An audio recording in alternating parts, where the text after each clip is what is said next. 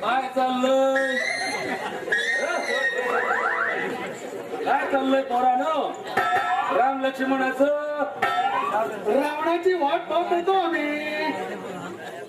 कुठल्या रावणाची होय? कलियुगातील. मग आला का तो? हो आला ना.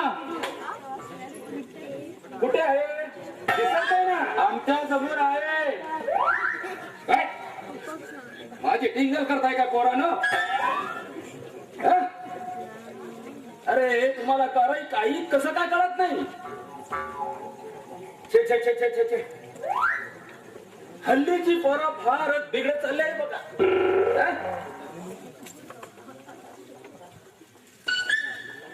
मामा चुकता आहात तुम्ही. आमच्या पिढीला तुमची पिढी कीड लावते आहे.